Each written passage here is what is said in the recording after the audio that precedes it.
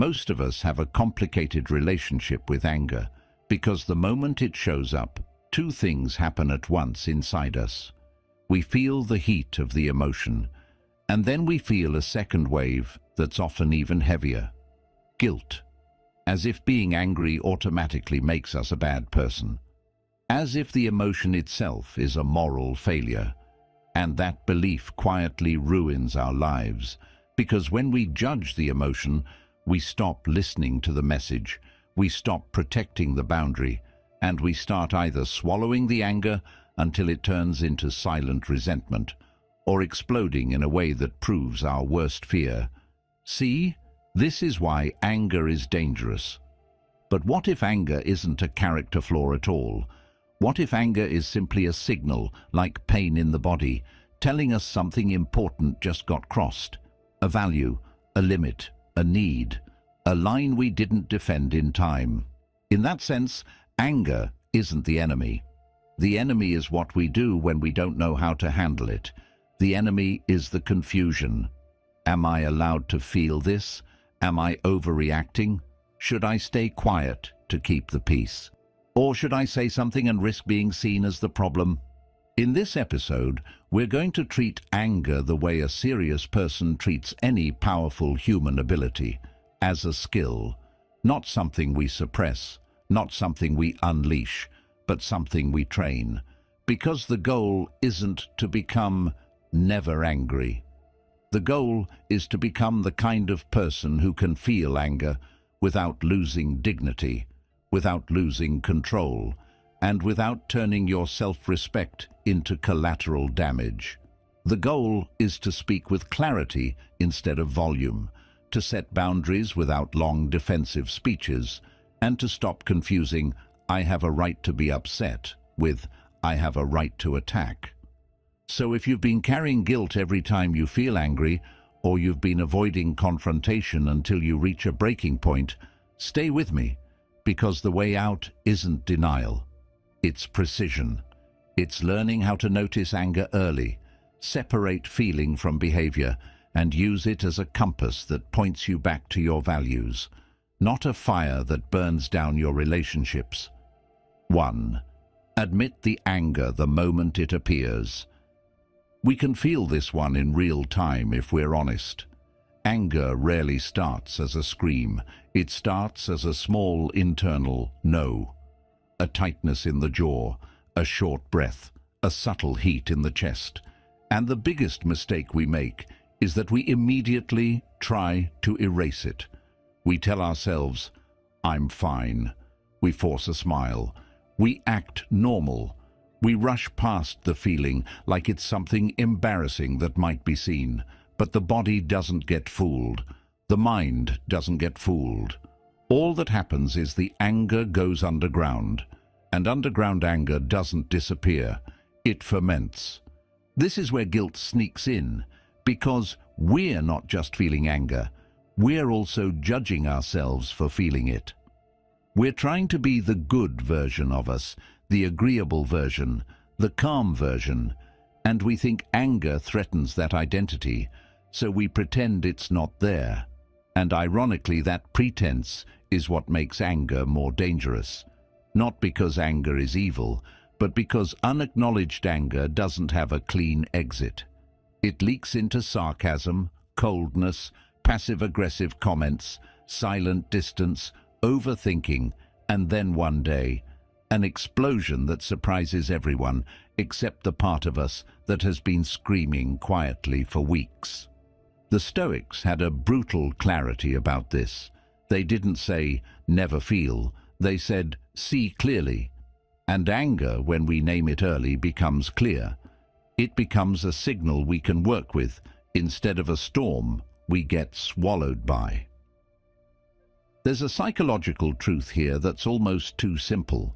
When we label an emotion, when we say internally, "I'm angry," we give the rational part of the brain a chance to come online. We stop being possessed by the feeling and start relating to it. We create a little space, and that space is everything, because inside it we can choose. So the practice is small, but it's powerful. The moment we notice the first sign, tight shoulders, racing thoughts, that urge to correct someone sharply, we pause and we name it, not as a confession, not as a dramatic statement, just a quiet internal acknowledgement. I'm angry. Sometimes even more precise. I'm angry because I felt disrespected, or I'm angry because I feel ignored, or I'm angry because I'm scared. That last one matters, because anger often rides on top of something softer. But we can't reach the deeper layer if we refuse to admit the top layer exists. And here's the key. Admitting anger isn't the same as acting on it. It's not permission to lash out. It's permission to become honest. It's the moment we stop gaslighting ourselves. Because if we can't be honest with our own emotions, we'll never be honest with our boundaries. We'll keep saying yes while feeling no, and then we'll punish people later for not reading our mind. That's not maturity. That's a trap. So we start simple. When anger appears, we don't argue with it. We don't moralize it. We don't shove it down. We notice it early, name it clearly, and let that naming become the first act of self-respect. And then we ask one calm question before the day continues. What boundary just got touched here? Because anger is often the mind's way of saying, pay attention, something matters. And if we can do just this one thing consistently, catch it early, name it without shame, we'll notice something almost immediately. The anger becomes less explosive because it no longer needs to fight for visibility. It's been heard. It's been acknowledged. And when a feeling is heard, it usually stops screaming. 2. Separate the feeling from the action. This is where anger becomes safe. Not because the feeling gets smaller, but because we stop confusing emotion with permission. We can be furious and still be honorable. We can feel that heat rise and still choose a response that protects our dignity. That distinction sounds obvious, but in real life, it's one of the hardest skills we ever learn, because anger has momentum. It wants movement. It wants release. It wants to do something. Say something sharp, send the text, slam the door, set the record straight. And in that moment, the emotion starts whispering a lie that feels true. If I don't act right now, I'm weak. But that's not strength. That's reflex. The Stoics were clear on this. Our first impression, the first surge, is not fully under our control, but the second step is. The moment after the surge is where character lives. And what we're training here is the ability to hold that moment long enough to choose. Because anger, as a feeling, is neutral. It's information. It's energy. The harm comes from what we attach to it, our stories, our assumptions, and then our behavior. So we start telling ourselves something simple, almost like a mantra. I'm allowed to feel this, and I'm responsible for what I do with it. That sentence alone can change a life, because it removes shame without removing accountability. It says, the emotion doesn't make us bad, but the emotion also doesn't get to drive. A practical way to feel this is to imagine anger like electricity. Electricity can light a city or burn down a house. The same energy, different wiring. The goal isn't to eliminate electricity. The goal is to wire it into something useful. And useful in anger usually means one of two things. Either we use it to clarify a boundary, or we use it to protect a value. Not to punish, not to humiliate, not to dominate. Because domination is what anger does when it's scared, but clarity is what anger can become when it's trained.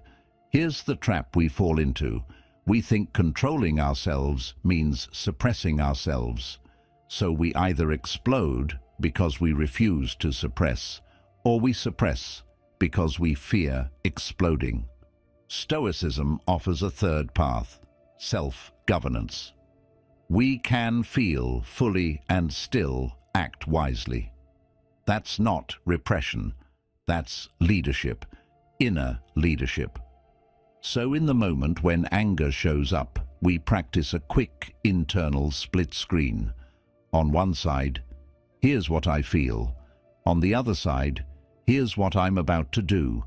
And we question the second side. Is this action aligned with who I want to be? If I do this, will I be proud of myself tomorrow? Is this solving the problem or feeding my ego? Sometimes the best move is silence, for now. Not avoidance, not swallowing it, just timing. Because anger is usually loudest in the first few minutes, and our worst decisions are often made in that early peak. So we buy time, we take a breath, we take a walk, we drink water, we let the nervous system cool down just enough for the mind to come back online. And then, when we speak from clarity instead of chaos. If we're being honest, a lot of our guilt around anger isn't guilt about feeling angry. It's guilt about what we did while angry.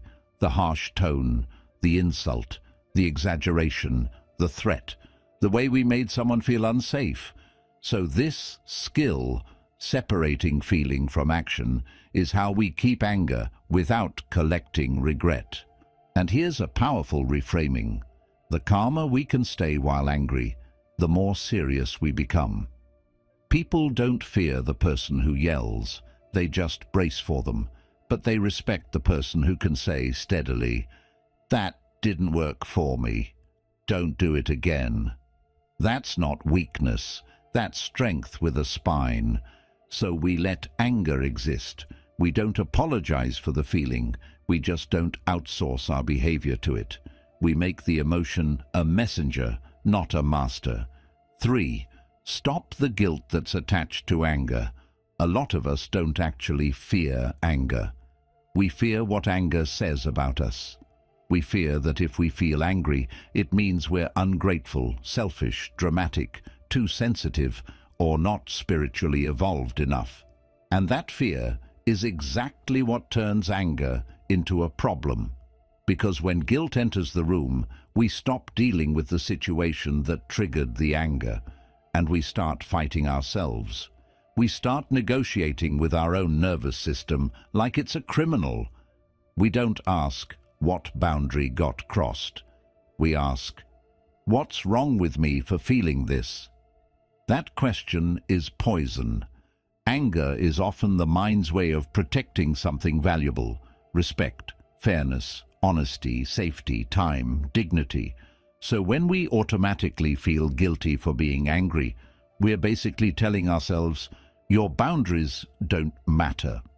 And if we do that long enough, we become the kind of person who can be disrespected repeatedly and still smile.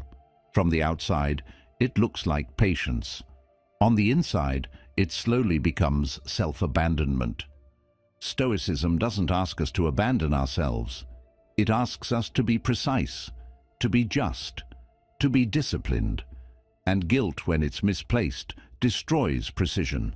It makes us either apologize for having needs or explode later because we never gave those needs a clean voice. So the first move is to separate two things that most of us mix together: healthy anger versus harmful behavior. If we acted with cruelty, insulted someone, threatened them, or attacked their humanity, then yes, there may be real remorse to process. That's not guilt for anger. That's accountability for behavior. But if we simply felt anger because someone crossed a line, interrupted us, used us, dismissed us, lied to us, or took our kindness for granted, then guilt is not wisdom. It's conditioning. A simple question breaks the spell. Did I actually do something wrong, or did I simply finally notice something wrong? That question is a flashlight, because a lot of guilt around anger is actually guilt around boundaries. We feel guilty not because we hurt someone, but because we stopped letting them hurt us comfortably. And this is where it gets deeper. Many of us were trained early to believe that being good means being easy to deal with, quiet, agreeable, low maintenance. So when anger rises, it threatens that identity. It says, "I'm not okay with this." And the old programming panics. If I'm not okay with this, will I lose love? Will I be rejected? Will I be seen as difficult? So guilt appears as a control mechanism. It's the inner voice trying to keep you safe by keeping you small. But safety and self-respect are not the same thing. The Stoic would say, you don't owe anyone your silence at the cost of your dignity. You don't owe anyone a version of yourself that is easy to exploit. And you definitely don't owe anyone the right to cross your boundaries without consequence. Anger, in its healthiest form, is the emotional immune system. It tells you something is invading your integrity. So instead of, "I feel guilty for being angry," we train a new sentence. "I'm allowed to feel angry, and I'm going to handle it with honor." That's the upgrade. It removes the shame, but keeps the responsibility. It makes you strong without making you aggressive. And then we ask another important question. What is the anger trying to protect? Because when we name the deeper value, the guilt starts to fade. If the anger is protecting your time, your body, your peace, your reputation, your principles, then the emotion isn't immoral. It's meaningful. And if the anger is protecting your ego, your pride, your need to win, then the emotion still isn't a sin, but it becomes a signal to slow down, humble yourself, and choose a better response. This is the Stoic move. Don't judge the feeling. Investigate it. Use it as data, because guilt tries to shut the conversation down. Investigation opens it up. So if we want to stop feeling guilty for anger, we stop treating anger like a moral verdict. We treat it like a messenger. We listen, we extract the message, we set the boundary, we choose the response, and then we move forward clean. And the strange thing is, when we stop feeling guilty for anger, we actually become calmer, because the anger no longer needs to scream to be heard. It becomes a clear signal, not a forbidden emotion. And that's when anger stops controlling our life and starts protecting it. 4. Don't wait for the explosion. If we're honest, the explosion is rarely about one thing. It's about 10 things. It's about the small moments we ignored, the tiny, that didn't feel right signals we dismissed, the quiet discomfort we swallowed because we wanted to be nice, to be easy, to be above it. And then one day, something minor happens. Someone interrupts us, forgets something, says a careless line, and we erupt in a way that feels out of proportion. Everyone thinks we overreacted. We might even think we overreacted. But the truth is, we didn't react to the last moment. We reacted to the pile. This is one of the most practical ideas in anger training. Anger becomes dangerous when it becomes stored, when it's delayed, when it turns into a hidden savings account of resentment that keeps collecting interest. And the longer we wait, the less precise we become. The issue stops being the issue, and suddenly we're arguing about character, motives, and you always, and you never. That's not communication. That's accumulated pain, looking for an exit. The Stoic mind doesn't postpone reality. It doesn't pretend the line wasn't crossed. It addresses it while it's still small enough to address cleanly. That doesn't mean constant confrontation. It means early clarity. It means we respond at the first honest signal of disrespect, not at the 10th. Here's the subtle problem with waiting. The longer we stay silent, the more we train other people how to treat us. People aren't mind readers. If we keep saying it's fine when it isn't, we're teaching them that our boundaries are optional. And then we get angry at them for following the rules we quietly wrote. So the goal is not to be harsh. The goal is to be clear, early. Think of anger like a smoke alarm. A smoke alarm isn't meant to go off once the house is fully on fire. It's meant to go off at the first hint of smoke, so you can respond while the situation is still manageable. When we ignore anger, we're basically ripping the batteries out of the alarm because we don't like the sound. And then we're shocked when the fire spreads. So this practice is about timing. When you feel the early signal, the tightening, the irritation, the "wait, what?" you don't treat it like a nuisance. You treat it like information. You take a breath. You choose a calm moment, and you address it while it's still specific. When you said that, I felt dismissed. When you cancelled last minute, it threw off my whole day. When you joke about that, it doesn't land well with me. Simple, direct, clean. Notice how different that is from the explosion version. The explosion says, "You never respect me. You're selfish. You don't care." That's not just louder. It's less accurate, and the less accurate we are, the more guilt we feel afterward, because we know we said things we didn't mean, or said them in a way that wasn't fair. That's why early confrontation is actually kinder. It's kinder to you because you don't carry the weight. And it's kinder to the other person because they get a clear signal before the relationship becomes a battlefield. There's also a biological piece here.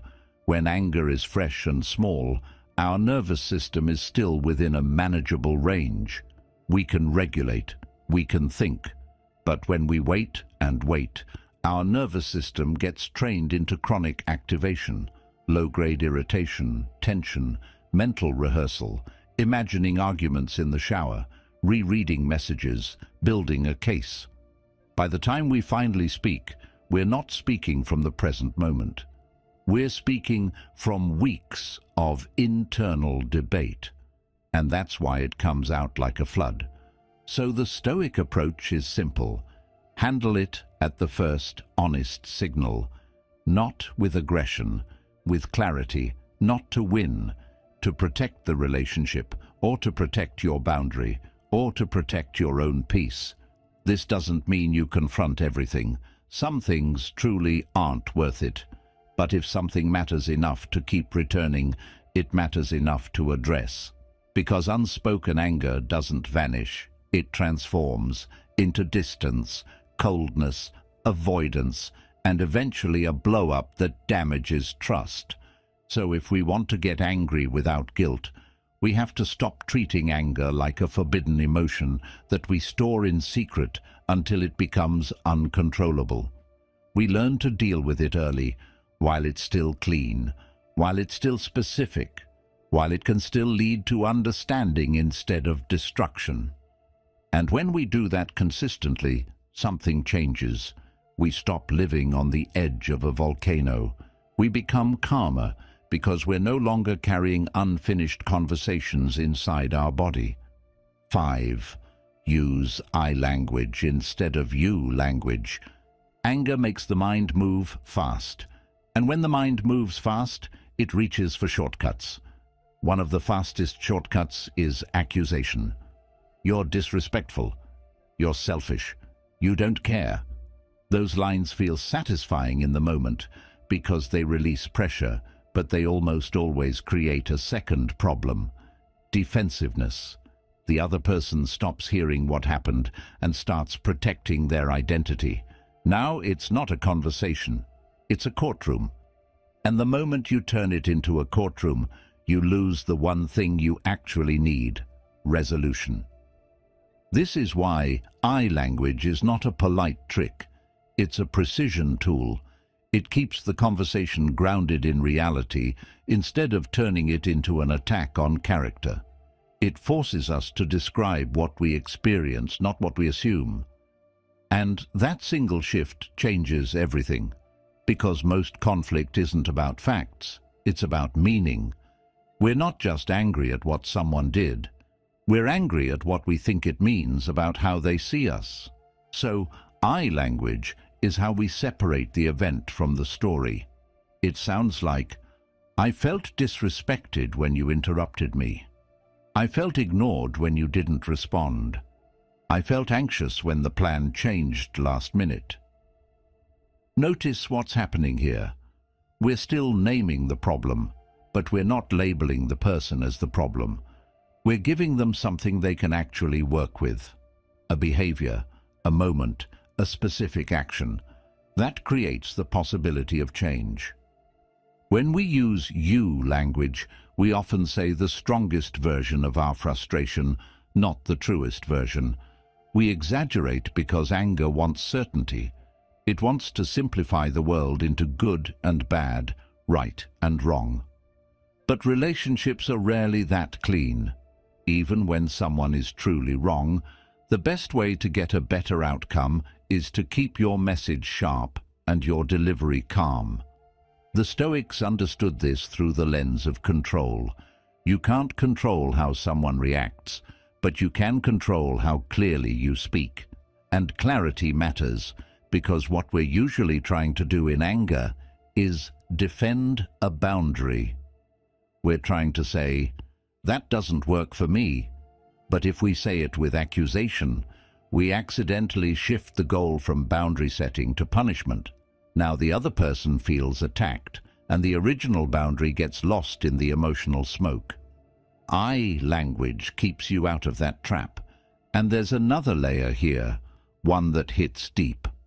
When we speak in you language, we sometimes give away our power, because we're describing the other person as the cause of our internal state. You made me feel so. You ruined my day. The Stoic would challenge that gently. Nobody controls our inner world unless we hand them the keys. That doesn't mean people aren't responsible for their actions. They are. But our job is to speak from self-possession, not emotional dependence. So instead of, you made me angry, we say, I'm feeling angry because this crossed a boundary for me. It sounds subtle, but it's profound. It says, I own my emotions, and I'm also naming the behavior that triggered them. That's maturity. That's power without aggression. Now, does I language mean we become soft? No. It means we become accurate, and accuracy is the most underrated form of strength. You can be firm and still use I language. In fact, I language can hit harder because it's harder to argue with. I felt disrespected when you spoke over me is difficult to dismiss without looking unreasonable. But you're disrespectful is easy to fight because it's a label, and labels invite debate. If we're training anger as a skill, we want our anger to land cleanly, not messily, not like a grenade, like a scalpel, because the goal is not to hurt. The goal is to protect something important, your time, your dignity, your boundaries, your values. So before we speak in anger, we practice a simple internal rewrite. We take the you sentence and translate it into an I sentence. You never listen to me becomes, I don't feel heard when I'm interrupted. You don't respect me becomes, I feel disrespected when my boundaries are ignored. You always do this becomes, this pattern keeps happening and it's not working for me. That translation does two things. It lowers defensiveness, and it forces us to tell the truth in a way that can actually be received. And when your anger can be received, it stops being destructive. It becomes useful. It becomes a tool for change, a boundary with a voice. 6. Say what you want clearly, because anger isn't just protest. It's a request for change. A lot of our anger stays stuck because we treat it like a complaint, not a signal. We express the frustration, we explain the pain, we describe the problem in detail, and then we stop. We never land the plane. We never state the outcome we actually want. And when we don't state what we want, two things happen. We feel unheard. and the other person feels attacked. The conversation becomes a loop where we keep proving we're upset, but nothing changes. So here's the upgrade. Anger becomes clean when it becomes specific. Think of it like this. Protest without a request is just noise. It might be understandable noise, even justified noise, but it still leaves everyone in confusion. The Stoic mind doesn't aim for dramatic expression. It aims for clarity and effectiveness. It doesn't just say, "This is wrong." It says, "Here is what needs to be different." Most of us were never trained to do that.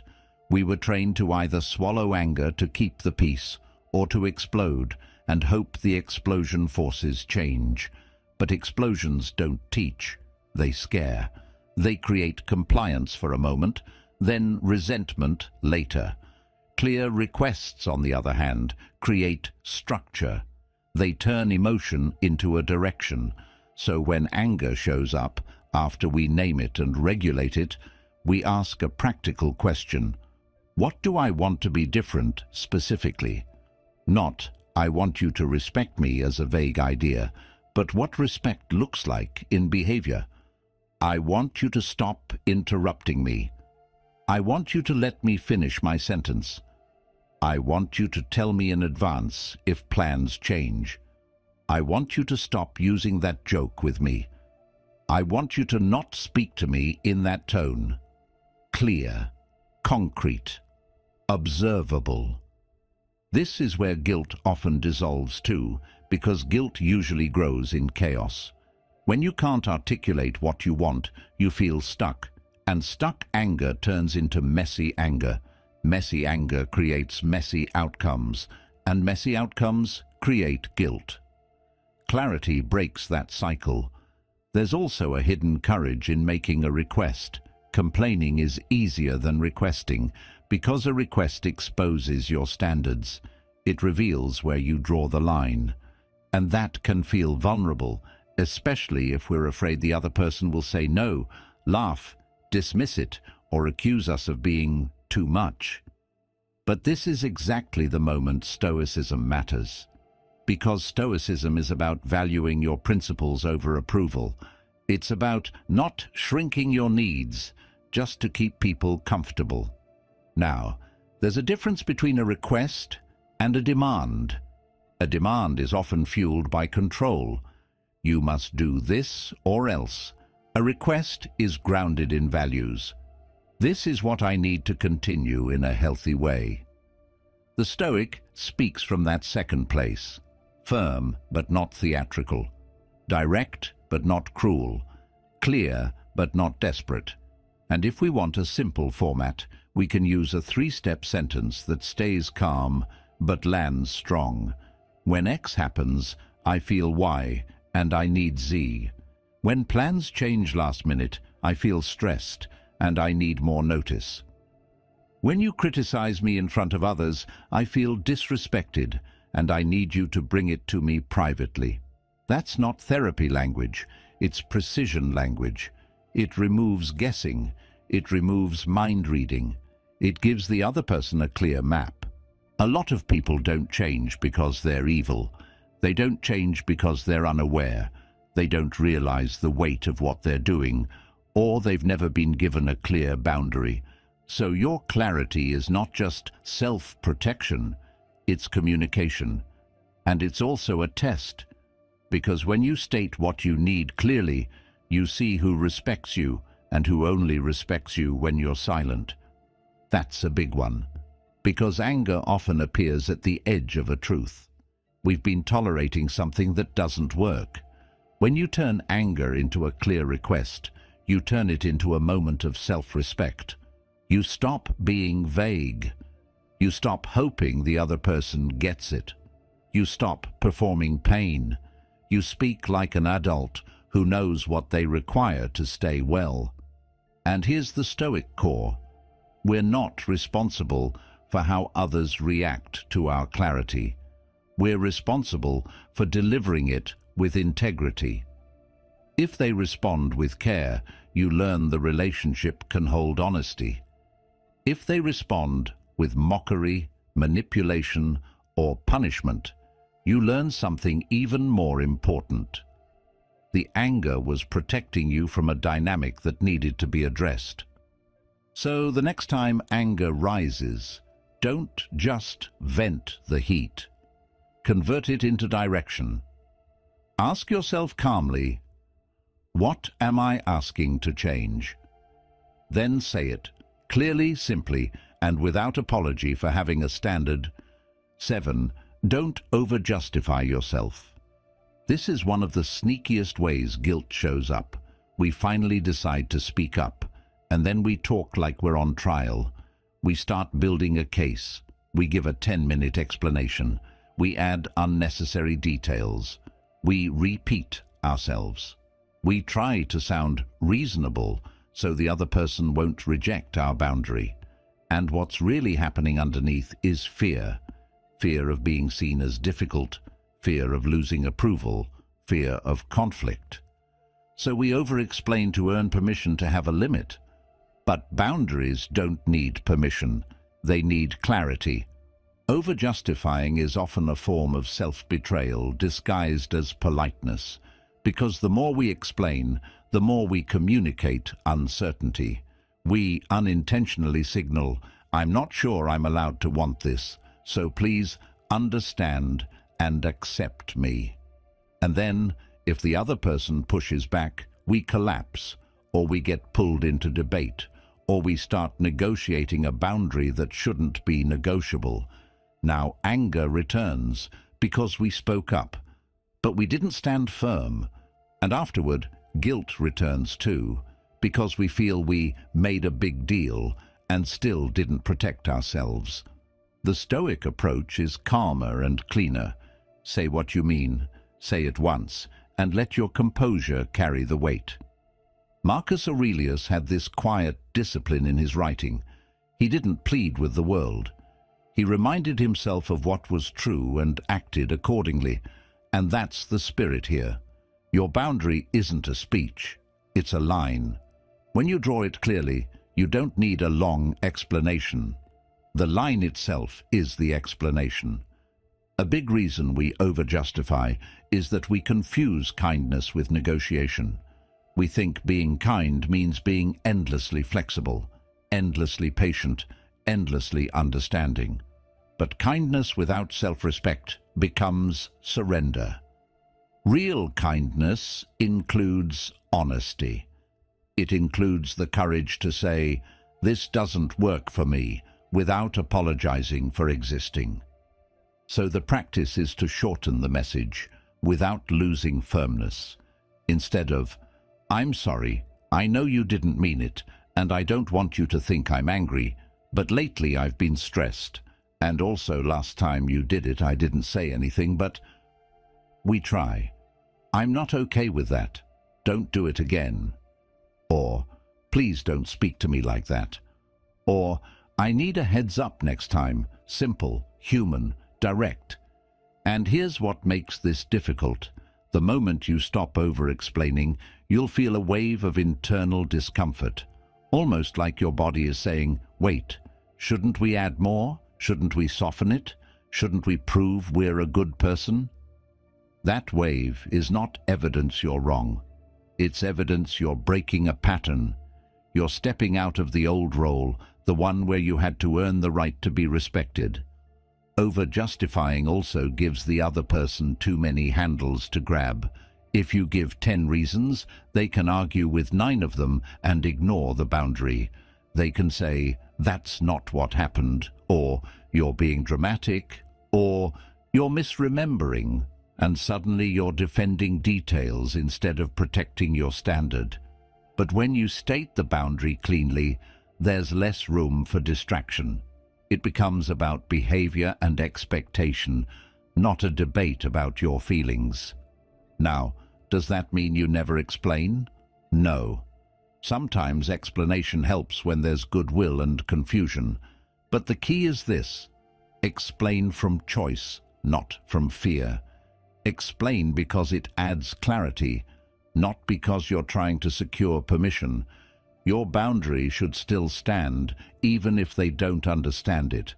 That's the Stoic spine. You're not demanding agreement, you're stating reality. So a good internal question is, am I explaining to clarify or explaining to be accepted? If it's to clarify, keep it brief and calm. If it's to be accepted, pause, breathe, return to the line. Because the moment you start begging for acceptance, you lose your footing. There's a quiet confidence in someone who can set a boundary without a lecture. It signals self-respect.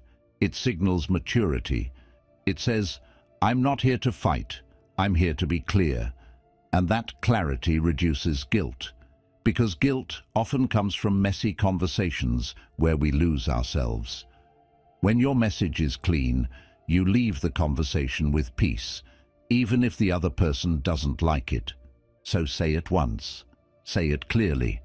Don't apologize for your boundary. Don't build a courtroom argument. You're not on trial. You're simply living like someone who respects their own limits. 8.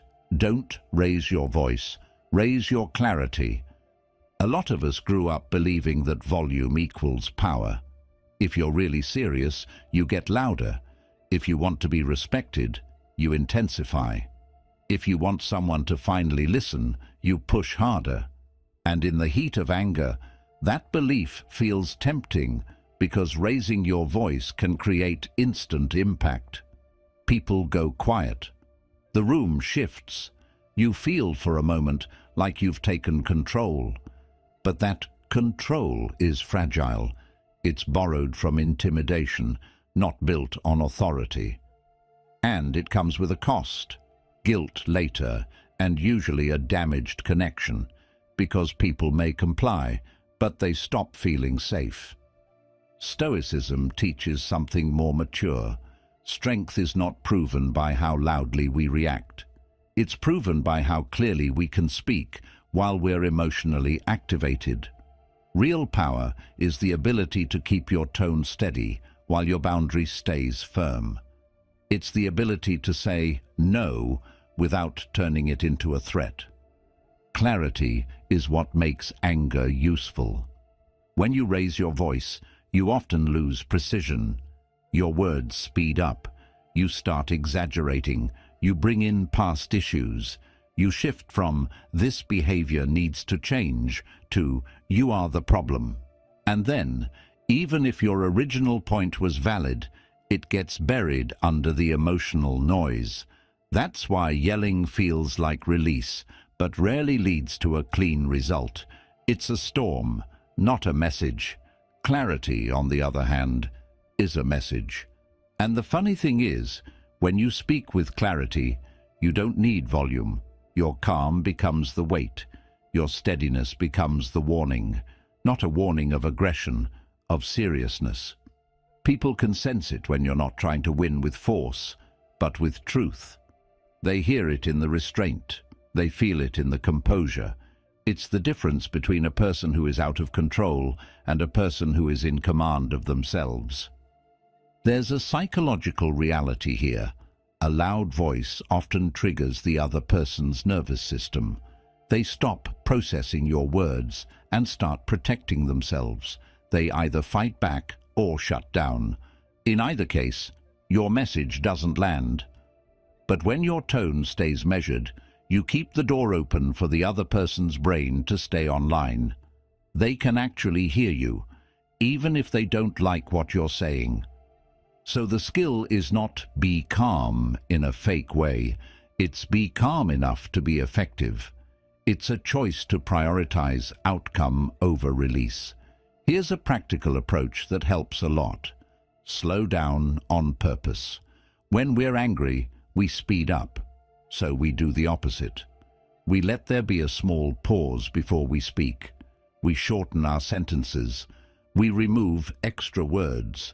We make the message clean, and we keep the tone stable. Not because we're trying to be polite, because we're trying to be heard. Instead of, "I can't believe you would do that. You always do this. You never think about anyone but yourself," we say, "Don't do that again," or "That crossed a line for me," or "I'm not okay with that." The calmer the delivery, the sharper the boundary feels. It's almost counterintuitive, but it works because it signals self-control, and self-control is persuasive. There's also something deeply freeing about this. When you stop using volume as your weapon, you stop fearing your own anger. You don't have to suppress it or pretend it's not there. You can feel it fully and still speak like a grounded person. That's what angry without guilty looks like. It's not a saintly calm, it's disciplined clarity. And if you're thinking, "But what if they don't listen unless I get loud?" That's a real fear. But here's the Stoic answer. If someone only respects you when you become threatening, they don't respect you. They fear you. And fear is not the foundation of a healthy relationship. So your job isn't to become louder. Your job is to become clearer about what happens next if the boundary isn't respected. Not as a threat, but as a consequence. If this continues, I'm leaving the conversation. If this happens again, I won't be able to help with that. If you keep speaking to me like that, we'll have to continue later.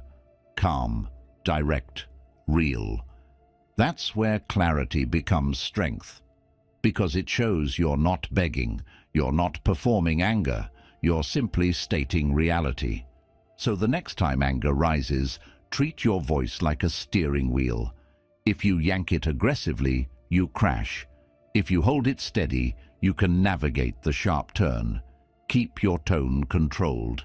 Let your words be few and accurate. Let your calm be the pressure. Let your clarity do the work. 9. Watch your body language, because your body can sabotage your message or make it unstoppable. A lot of people think communication is just words, especially when they're trying to say it right. But in moments of anger, words are only part of the signal. The body speaks first. The eyes, the posture, the hands, the distance you take, the way you breathe. These things often communicate more than the sentence you carefully chose.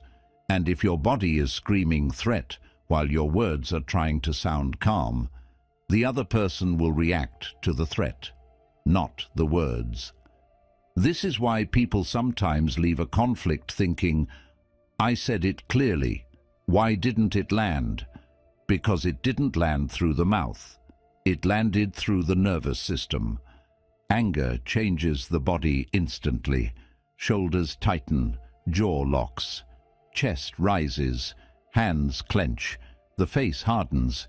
You start leaning forward without noticing. You start pointing, rolling your eyes, sighing sharply. You may even smile in a way that's not warmth but contempt. And contempt, more than anger, destroys trust. It tells the other person, "I'm above you," even if your words say, "I just want us to fix this." So the Stoic move is simple, but it takes practice. When anger rises, we regulate the body before we refine the speech, because the body sets the tone, and the tone decides whether the conversation becomes a fight or a turning point. There's a reason soldiers train breathing. There's a reason athletes train form. When pressure hits, you don't rise to your ideals. You fall to your training. So we train here too. We train our physical presence to match our intention. Start with the easiest lever, breathing. Anger makes the breath short and sharp, so you slow it down, not dramatically, just enough to lower the internal intensity. A longer exhale signals safety to your nervous system.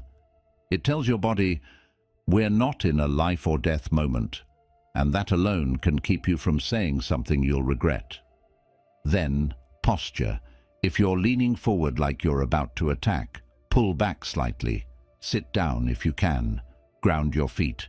Drop your shoulders. Unclench your hands. These small physical shifts send a powerful message. I'm serious, but I'm not out of control. And that's exactly the presence that makes anger effective instead of destructive. Eye contact matters too. Angry people often do one of two things. They stare intensely in a way that feels like a threat, or they avoid eye contact in a way that feels like resentment. The middle path is calm eye contact, steady, not aggressive. It says, I'm here, I mean what I'm saying, I'm not performing, I'm not scared. Even the volume of your movements matters. Slamming things, throwing your hands up, walking away dramatically. Those actions turn the conversation into theater, and theater creates guilt later because you know you weren't just communicating, you were releasing pressure. Again, we're not judging ourselves, we're training. The goal is to keep your body aligned with your highest self in the moment your lower self wants control. Here's a practical question to ask mid-conversation, quietly in your head. If someone filmed my posture right now with no audio, what would it look like I'm trying to do, solve, or dominate? That question is sobering, because sometimes we think we're just being honest, but our body is acting like a weapon. And if our body is acting like a weapon, the other person will defend themselves, and the message is lost. Now, one important nuance. Calm body language doesn't mean softness. It doesn't mean you're not serious. It means you're precise. In fact, calm body language can feel more powerful than anger theatrics because it communicates self-control. And self-control is a form of authority that most people recognize instantly. It's the difference between someone who is losing control and someone who is deciding. And when your body is calm, your words land differently. Don't speak to me like that becomes a boundary, not a fight. That's not okay with me becomes a line, not a provocation. We'll talk when we're calmer becomes a decision, not an escape. So if we want anger without guilt, we must stop treating anger as something that only happens in the mind. Anger is a full-body event, and the body can either amplify it into chaos or contain it into strength. Calm your breath, relax your jaw, lower your shoulders, keep your gestures minimal, hold your ground without leaning into threat. Let your body say the same thing your words are saying. I'm upset and I'm in control. That combination is rare, and it's exactly what makes anger clean. 10. Don't use the past as a weapon. When we're angry, the mind becomes a collector. It starts pulling files from the archive at lightning speed. Not just the current situation, but everything that ever felt similar. Every old disappointment. Every time we let something slide. Every moment we stayed silent. And suddenly we're not talking about what happened today. We're talking about a lifetime of emotional receipts. That's when anger stops being a boundary and becomes a battlefield. This is one of the most common reasons people feel guilty after they get angry. Because they didn't just address the present, they attacked the person's entire history. They used the past like a hammer. You always do this. You never change. Remember when you did that? And even if some of those memories are true, the moment we bring them in like ammunition, the conversation turns into defense. The other person isn't thinking about the current behavior anymore. They're preparing a counterattack, or they're shutting down, or they're trying to escape the shame of being judged for their whole existence. And nothing gets solved. The Stoic approach is not pretend the past didn't happen. It's choose the most effective battlefield, and the present moment is the most effective one. Because the present is where behavior can change. The past is where people argue. The present is where you set a boundary. The past is where you punish. So the skill is to discipline your focus. Keep the conversation on the current incident. Not because the past isn't real, but because bringing it up in anger usually isn't about clarity. It's about power. It's the mind's way of saying, "I've suffered and I want you to pay." That desire is human, but it's also dangerous because it almost guarantees that your anger will create more distance instead of more respect. Here's a simple way to tell whether you're using the past as a weapon. The moment you say always or never, you've probably left the present. Those words are rarely accurate, and even when they're emotionally true, they're strategically weak. They trigger defensiveness immediately. They make the other person feel like there's no way to win, no path to redemption, so they stop trying to understand you and start trying to protect themselves. And once that shift happens, you've lost the point of the conversation. What you want is change. You want respect. You want a boundary to be honored. You want your experience to be taken seriously. The past as weapon approach might feel satisfying for a second, but it doesn't produce those outcomes. It produces chaos and guilt. It makes your anger look like an attack rather than a signal. So we practice something more disciplined.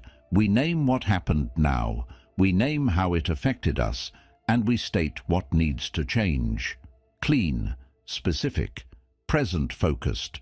For example, instead of, "You've been doing this for years, you never care about my time," you say, "Today, when you were late without telling me, it didn't work for me.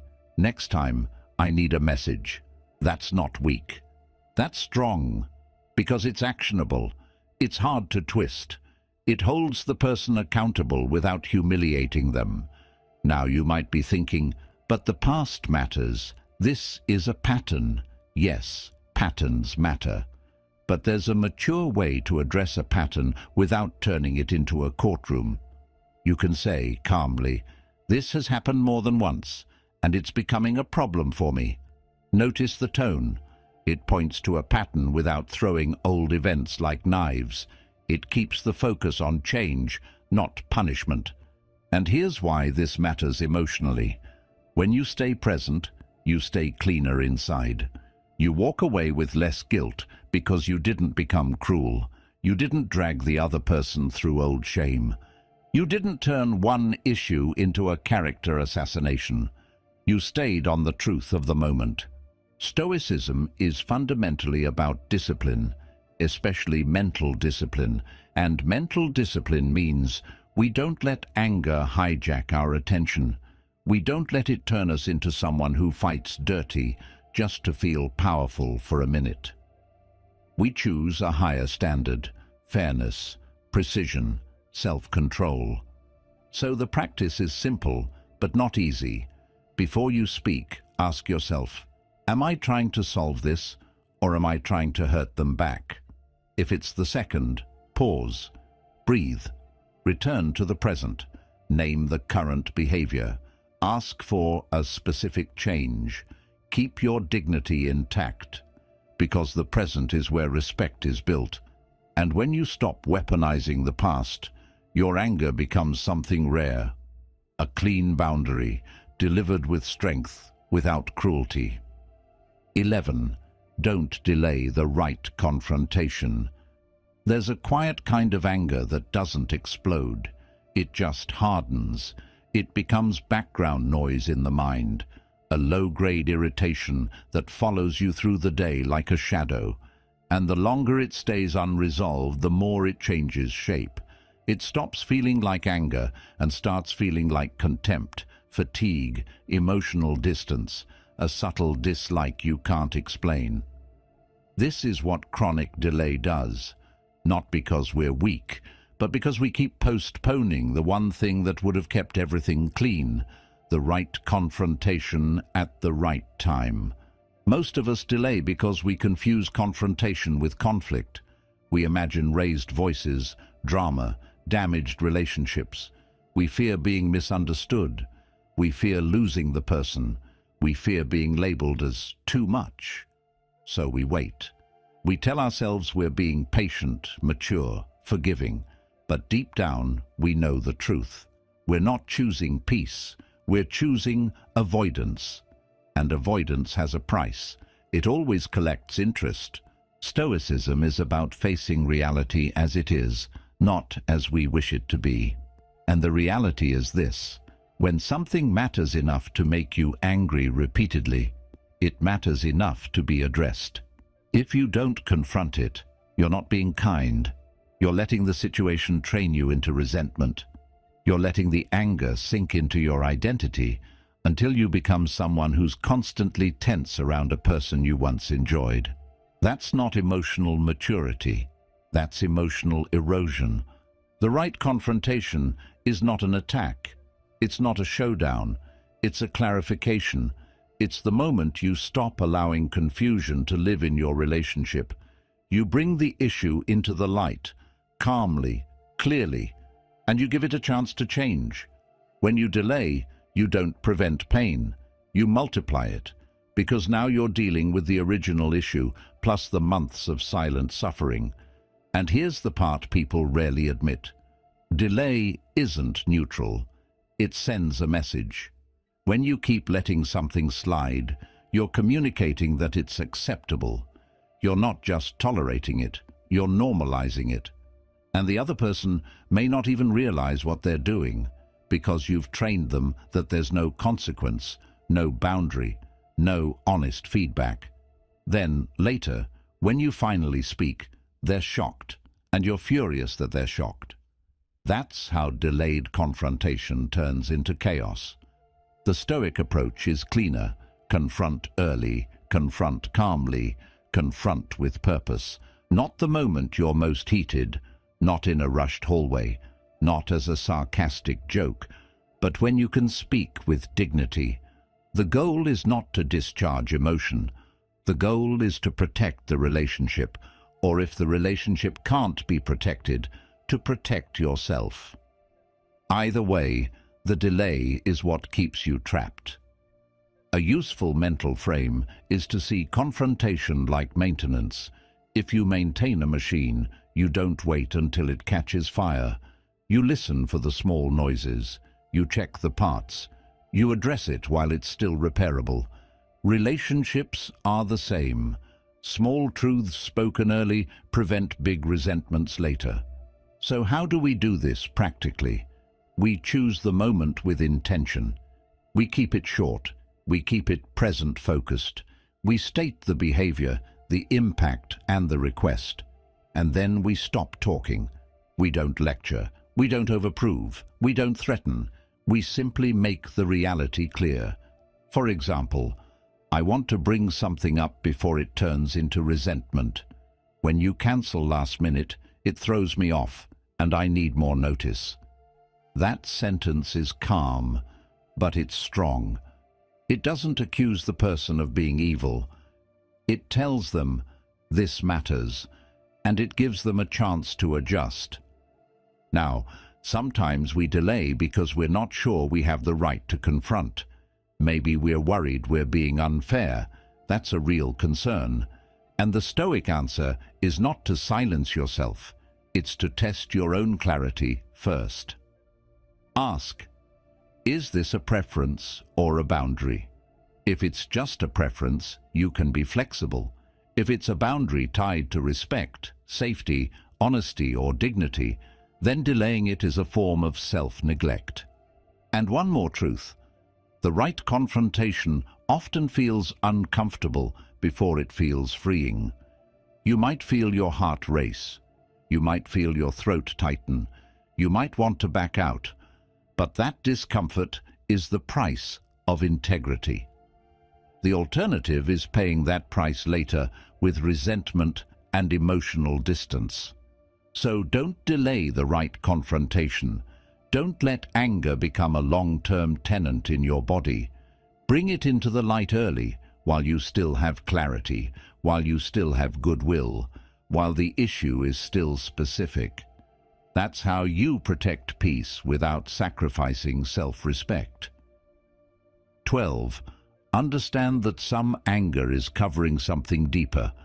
Sometimes we think we're angry, but if we look closely, we realize anger is just the top layer, a protective layer, It's the armor that shows up when something softer underneath feels exposed. Hurt, fear, shame, loneliness, disappointment. And if we only work with the anger, we might miss the real message completely. We might try to manage anger while the real wound keeps bleeding quietly underneath. This matters because guilt often attaches itself to anger when the anger feels confusing. When we're snapping at people we love over small things, when we're irritated all day for no clear reason, when we feel too angry for what happened. In those moments, anger is often not the truth. It's the cover. The Stoics were incredibly serious about this kind of inner inspection. They believed that our emotions are not random. They come from judgments, interpretations, and deeper needs. So the Stoic practice isn't just calm down. It's look deeper. What is actually happening inside us right now? A good way to approach this is to treat anger like a guard dog. The dog barks loudly, but it's barking because it senses something. The bark isn't the whole story. The bark is the alert. And if we punish the bark without checking what triggered it, we miss the point. Anger is often the bark. The deeper feeling is what it's guarding. For example, we get angry when someone forgets something important, but underneath we might be hurt because it makes us feel invisible. We get angry when someone criticizes us, but underneath we might feel shame because it touches an insecurity we already carry. We get angry when plans change, but underneath we might feel fear because uncertainty makes us feel unsafe. We get angry when someone doesn't respond quickly, but underneath we might feel anxious attachment, the old fear of being abandoned. When we don't see the deeper layer, our anger becomes blunt, it becomes loud, it becomes repetitive, because it's trying to protect a wound we haven't acknowledged. And this is why anger can feel out of control. It's not just anger, it's anger plus buried pain. So the skill here is to pause and ask a question that changes the whole conversation inside us. If anger is the surface, what's underneath? We don't ask this to invalidate the anger. We ask it to understand it. Because once we understand the deeper feeling, our response becomes wiser and cleaner, and guilt starts to fade. Let's make it practical. Next time you feel anger rising, ask yourself, am I angry or am I hurt? Am I angry or am I scared? Am I angry or do I feel disrespected in a way that touches an old wound? That last one matters. Sometimes the present situation is small, but it activates a much older memory in the nervous system. The mind isn't just reacting to today, it's reacting to a pattern, a history, a feeling it knows too well. And here's the important part. When you identify the deeper feeling, you can speak differently. If you only speak from anger, you'll sound like accusation. But if you speak from the deeper truth, you'll sound like clarity. I felt dismissed when you laughed at that. That comment landed as disrespect for me. When you disappear without explaining, it creates anxiety in me. This is not weakness. This is emotional intelligence. It's strength because it takes courage to speak from the softer layer. Now, does that mean we always reveal our deepest feelings to everyone? No. Stoicism isn't about oversharing. It's about wisdom, knowing what to reveal, to whom, and for what purpose. The key is that we first tell the truth to ourselves. We don't let anger become the only language we have, because when anger becomes the only language, every message sounds like a fight. When we understand the deeper layer, we can handle anger with honor. We can set boundaries without cruelty. We can be firm without being reactive. We can protect ourselves without turning every moment into war. So yes, sometimes you're angry, And you have every right to be, but sometimes you're not just angry. You're wounded, and that wound deserves attention, not punishment. If we can learn to notice what anger is protecting, we stop feeling guilty for having the emotion, and we start using it as a doorway into something more honest, more healing, more powerful. 13. Learn to say no without excessive apology. This is one of the cleanest forms of anger prevention we can learn, because so much of the anger we carry comes from a single pattern. We say yes when we mean no, and then we resent the person for taking what we offered. We overextend, we sacrifice, we tolerate, we agree, we show up, and inside something tightens. Not because the other person is evil, but because we abandoned ourselves to keep the peace. Then anger arrives later, like a debt collector. So this lesson is about stopping that debt from forming in the first place. It's about learning that no is not cruelty. No is clarity.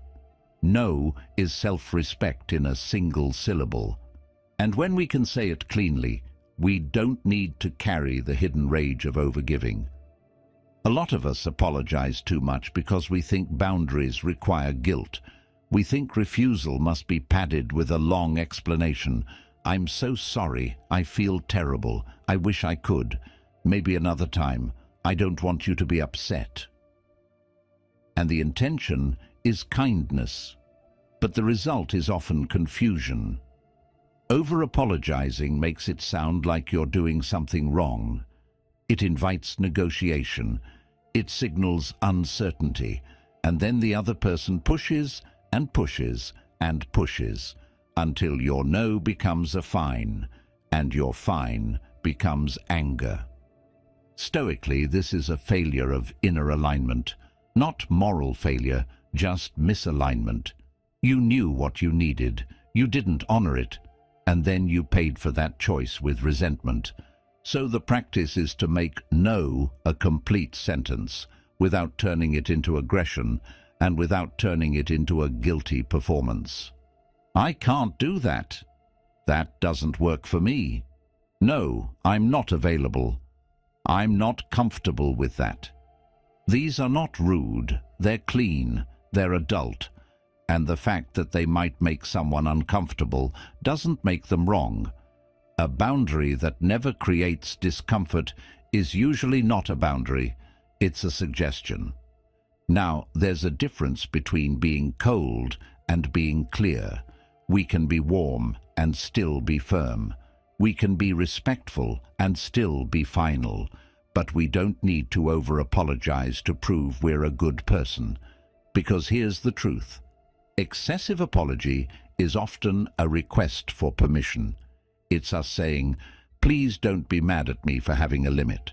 And that mindset keeps us trapped. If we need someone's emotional approval to protect our time, energy, or peace, we'll keep betraying ourselves. This is why saying no without guilt is closely related to anger without guilt. They're part of the same skill, self-respect with composure, and it helps to remember something simple.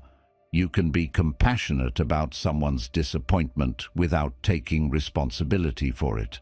Someone might feel upset when you say no. That doesn't mean you did something wrong. Disappointment is a normal human emotion. They can handle it, and if they can't handle it, if they punish you, guilt you, or pressure you, then your no wasn't the problem. It was the test. It revealed the dynamic. This is also where our inner voice matters. The moment we prepare to say no, we often hear a familiar fear. If I say no, they'll think I don't care. They'll leave. They'll judge me. And the Stoic answer is not to become heartless, it's to become principled. We don't sacrifice our integrity to manage other people's perceptions. We don't trade self-respect for approval.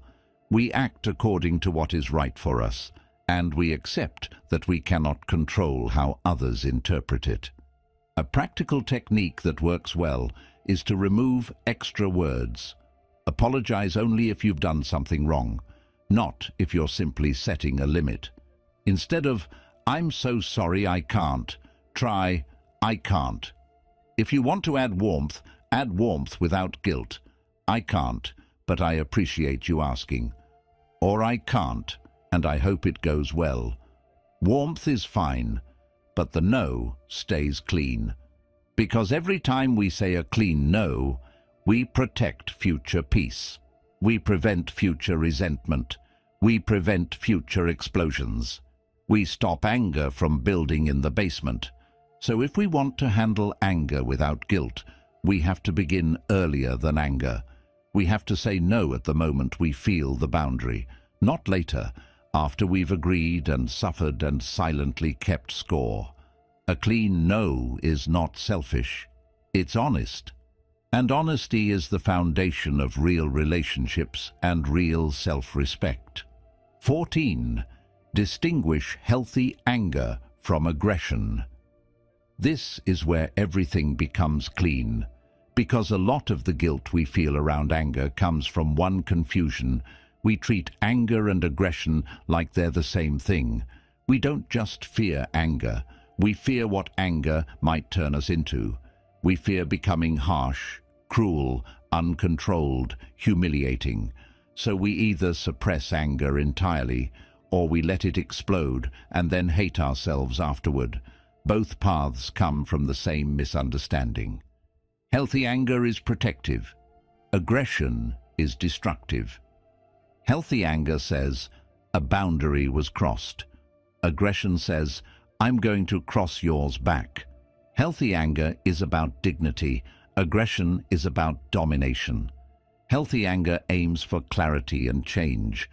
Aggression aims for pain, punishment, control, victory. And once we learn to see that difference clearly, we stop feeling guilty for feeling anger, because we realize anger can be honorable, anger can be clean, anger can be the voice of self-respect.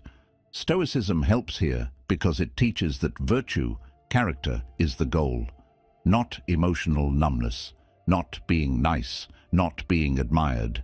Virtue, and virtue inside anger, looks like restraint, fairness, courage, and truth. It looks like refusing to betray yourself without trying to destroy someone else. So how do we know which one we're in?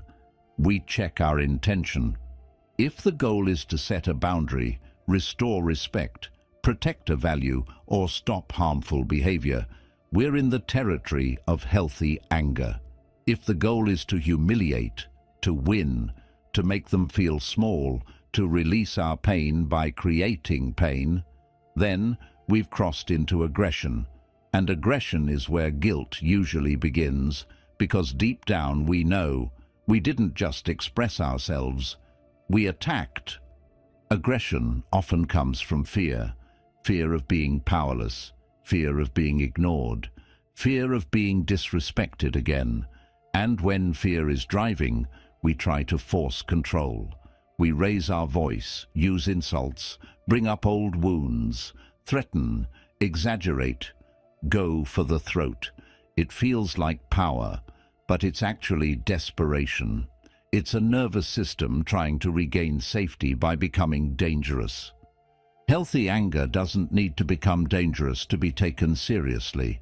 It becomes clear, it becomes grounded, it becomes firm without becoming cruel. Here's the simplest practical distinction. Healthy anger can be stated in one sentence that points to a behavior and a boundary. Aggression usually includes character attacks and emotional violence. Healthy anger says, "Don't speak to me that way."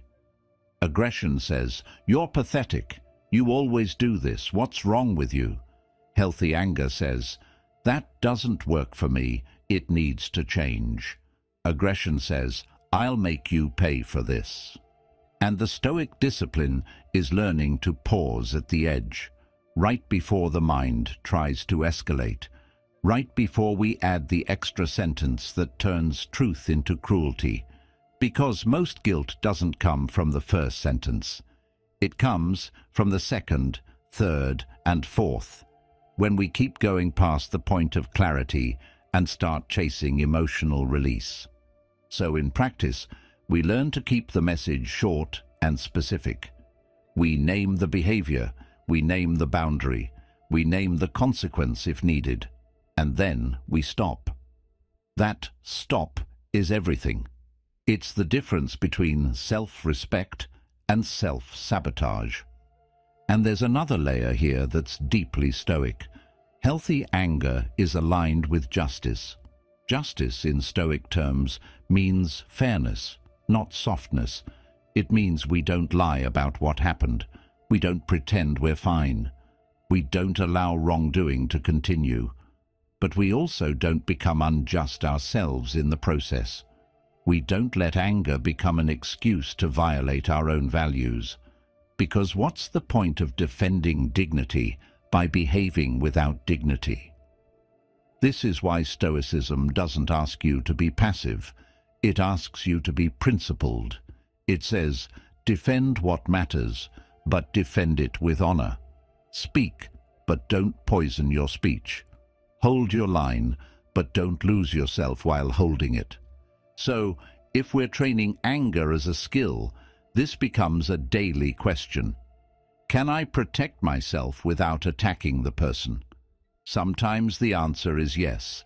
Sometimes you need distance. Sometimes you need to end a conversation. Sometimes you need to leave. That's still not aggression. That's self-protection. Aggression is when you stay just to hurt. Healthy anger is when you act to protect. And once you master that difference, anger stops being something that makes you feel guilty. It becomes something that makes you feel grounded, because you didn't betray yourself, and you didn't betray your values either. 15. Treat anger as a boundary indicator. If we step back and look at anger with a calm, almost scientific curiosity, we notice something simple. Anger usually arrives when something important to us has been violated, ignored, dismissed, or taken for granted. It's not random. It's not bad energy. It's not proof that we're broken. It's often proof that we have a value, and that value just got stepped on. So instead of asking, how do I get rid of anger? The better Stoic question becomes, what is this anger pointing to? Because anger is often the mind's loudest way of saying, a line exists here, and if a line exists here, we need to see it, define it, and communicate it. Most of our guilt comes from trying to treat anger like a moral failure, when it's actually a diagnostic tool.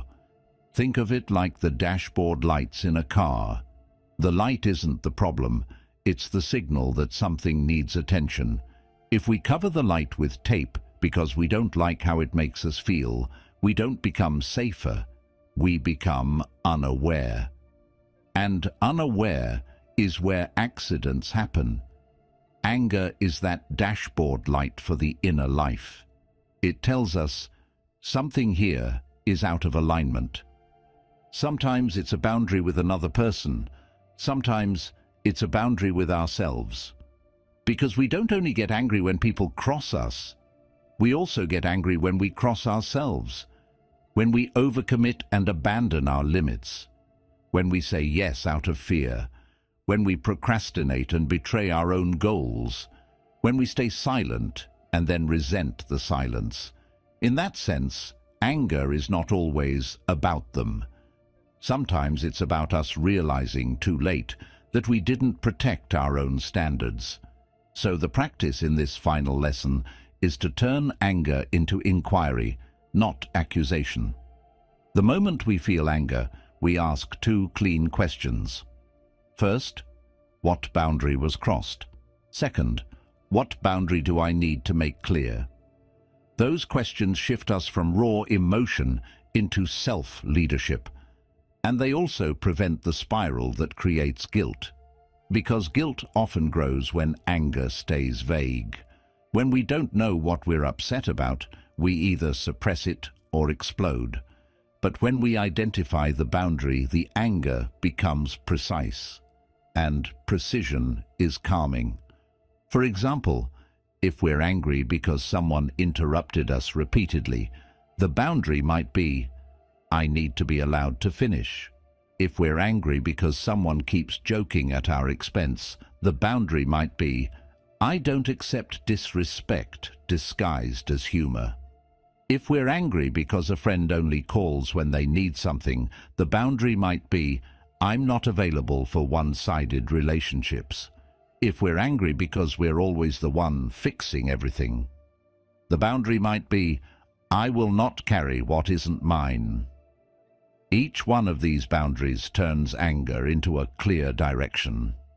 Now, once we know the boundary, we face the real work, communicating it with composure.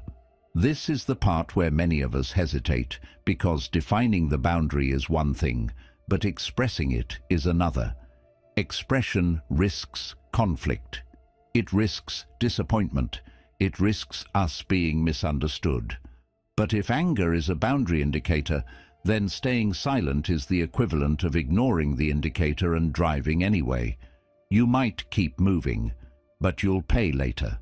So the Stoic approach is to communicate the boundary calmly, early, and consistently, not with long speeches, not with emotional performance, with simple truth. "That doesn't work for me. I'm not available for that. Please don't do that again. If that continues, I'll step away." You're not begging, you're not punishing, you're clarifying reality. And here's a quiet truth that can change everything. When we respect our own boundaries, anger becomes less frequent and less intense, because anger often appears when our boundaries are unclear, either to us or to others. Clarity reduces anger, not because we become numb, but because we become aligned. And alignment is peace. So if we want to get angry without feeling guilty, we stop treating anger like a shameful thing that needs to be hidden. We treat it like an honest messenger. We let it show us where we've been tolerating too much, where we've been avoiding a necessary truth, where we've been giving away our time, energy, dignity, or voice. Then we act calmly, deliberately, so the messenger doesn't have to return with a louder warning next time. And maybe that's the real shift. Anger isn't the enemy of peace. Unspoken boundaries are. If we take all of this and reduce it to a single Stoic principle, it's this. We can feel anger without surrendering our character. We can use anger without becoming aggressive. We can speak with firmness without becoming cruel. And we can stop feeling guilty, not by suppressing anger, but by training it, naming it early, separating feeling from action, dropping the shame, confronting cleanly, speaking with clarity, and treating every flare of anger as a sign that something deserves attention. So the next time anger rises in us, we don't need to panic. We don't need to judge ourselves. We simply pause and ask, what boundary is this protecting? Then we choose the most honorable response we can, one that preserves self-respect and minimizes regret. The next time we feel anger, even a small spark, we name it quietly. We breathe once and we ask, what needs to be protected here? And we let that answer guide our next sentence. Because the goal isn't to be nice, the goal is to be true, calm, clear, and unashamed of having boundaries. If this landed, hold on to one lesson and test it today in a real moment, not in theory, because that's where the skill becomes yours.